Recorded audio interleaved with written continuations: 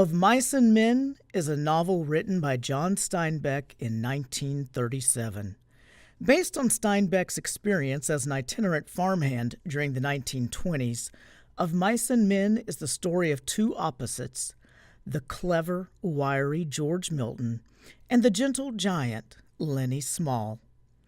In the course of charting George and Lenny's journey from one ranch to the next, Steinbeck explores the search for comfort, decency, and companionship in a cruel and lonely world.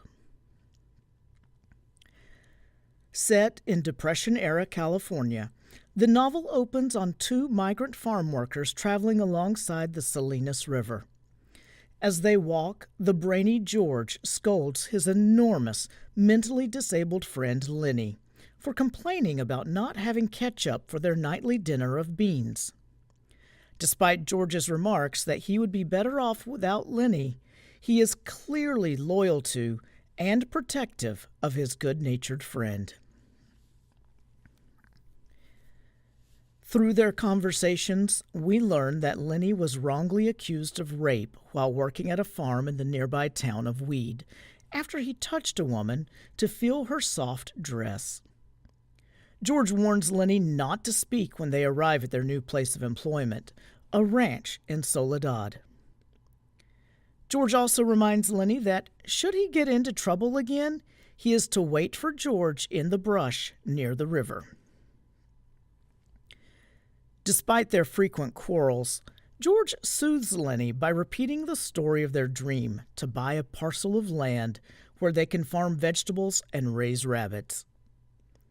Lenny is especially fixated on having a rabbit hutch, as he enjoys touching soft things, but often ends up accidentally crushing animals due to his inordinate strength. George and Lenny reach the ranch in Soledad, where they meet Candy, an older employee with one hand. Candy tells the men that the boss was angry they didn't arrive the previous night. Soon, the boss joins them and immediately takes note of Lenny's mental impairment. When he asks George why they travel as a pair, George lies, saying that Lenny is his cousin. The men also meet Curly, the boss's son, a short, insecure man who hates large men like Lenny and is prone to fits of jealousy when his new wife flirts with such men. That night, Curly's wife visits the bunkhouse to flirt with the men, causing Curly to pick a fight with George. But George resists engaging with Curly, insisting that he prefers, quote, whores to tarts, end quote, like Curly's wife, since there's no danger of angering jealous husbands at a whorehouse. After a day of work, the men return to the bunkhouse. Slim, another ranch hand whose dog has just given birth, gives Lenny a puppy. George admits to Slim that he and Lenny narrowly escaped a lynch mob at their previous jobs after Lenny was accused of rape. Meanwhile, Carlson, another pot-bellied ranch hand, complains that Candy's decrepit dog stinks and offers to put it out of its misery using his gun. Candy relents, despite his obvious attachment to the creature. One day, Candy overhears George talking to Lenny about the property they plan to buy. Candy offers to pitch in $350 on the condition that he can live and work on the farm with George and Lenny. The two friends agree enthusiastically, but their excitement is overshadowed when Curly arrives looking for his wife. When he suspects Lenny of laughing at him, Curly picks a fight, which Lenny ends easily by crushing Curly's hand. Despite Lenny's fight with Curly, George feels comfortable enough to leave Lenny and accompany the other men to the local whorehouse. While he is gone, Lenny talks to Crooks, the black stable hand. Since the other men shun Crooks due to his race, Crooks is initially prickly towards Lenny, but softens to him when he realizes that Lenny is harmless. Candy joins them, bringing up the plan for their farm. Crooks expresses interest in joining the plan when Curly's wife arrives, flirting with the men out of loneliness. But when Crooks tells her that she is not supposed to be in his room, she belittles him and even threatens to have him lynched.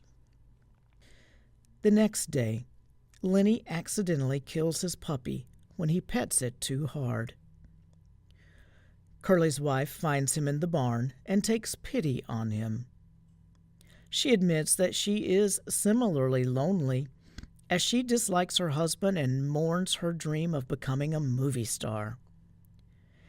When Lenny expresses interest in stroking her soft hair, she lets him, but eventually becomes fearful of his touch and screams.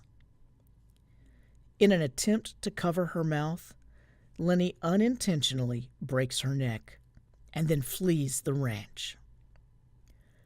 Before long, Candy and George come upon the woman's body, inferring Lenny's guilt. Candy alerts the other men, and Curly forms a party to search for and kill Lenny. In the meantime, George steals Carlson's gun, leading the other men to think that Lenny took it before he escaped. George points the men in the wrong direction and finds Lenny in the designated hiding spot. Lenny hallucinates about his Aunt Clara, as well as a giant rabbit who warns that George will be angry at Lenny for ruining their plan to buy a farm. While George reassures Lenny that they can still have the rabbit hutch, he also secretly prepares to shoot his friend using Carlson's gun. When the other men rush toward the sound of the gunshot, George tells them that he shot Lenny in self-defense.